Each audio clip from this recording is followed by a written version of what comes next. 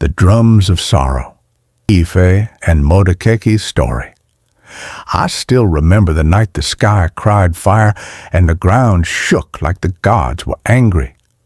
That was the night Ife and Modakeke, two brothers of the same motherland, turned their backs on each other.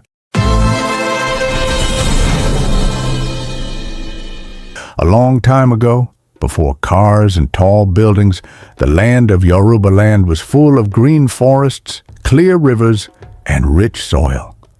Two towns lived side by side, Ife and Modakeke. The people were like brothers. The Ife people were the owners of the land, proud and full of stories from their forefathers. The Modakeke people were hard-working farmers and hunters who had come from far away looking for safety and a new home. At first, life was sweet. Ife people shared their land with the newcomers, and the Modakeke people worked hard to grow food and build houses. The two groups lived as one family. During festivals, they would sing, dance, and share pounded yam and a goosey soup. But as the years passed, trouble started. Ife people believed the Modakeke people were using too much of their land without enough respect. The Modakeke people believed they had earned their place after years of farming, fighting in battles for Ife, and paying taxes. These small disagreements grew into big anger. One day, a piece of farmland became the heart of the trouble. Both sides wanted it. Ife, this is our father's land. The Modakeke said, we cleared and farmed this land. Words became shouts. Shouts became fights. The market that once echoed with laughter became a place of angry voices and broken friendships. One early morning, the air smelled of smoke. I watched as men from both towns gathered in the village square, armed with Dane guns, machetes, spears, and bows. Ife warriors wore their asa oke and red beads, their faces hard as stone. The Modakeke warriors stood tall, muscles tense, faces set with courage and fear mixed together. The first battle happened near the big palm forest. Spears flew through the air, and the sound of Dane guns echoed across the hills. The ground was painted with footprints and blood. I saw brave young boys who left their homes with hope but never returned. I saw houses burning, mothers crying, and fathers standing helpless. The second battle happened at the riverbank. Both sides wanted control of the water for their farms. Warriors hid behind trees and large rocks, shooting and shouting. The water that once carried fish and children's laughter now ran dark with sorrow. The fighting was fierce and long.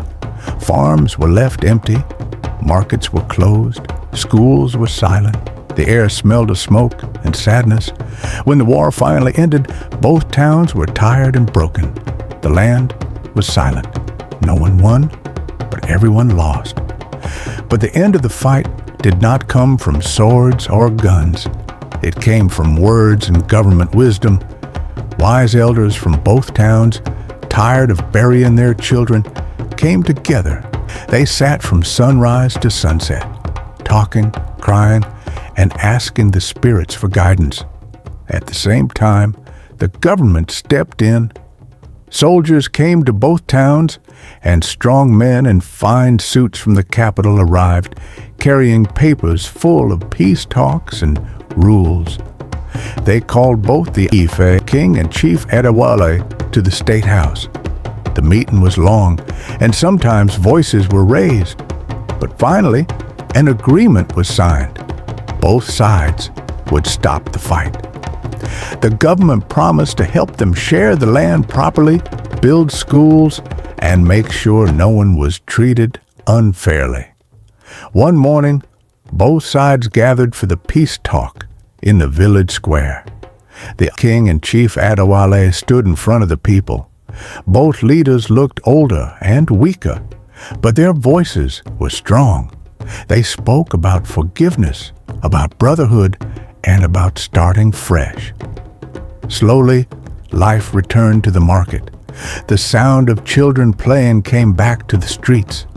The rivers became clear again. That was how the fight ended, not with more war, but with peace.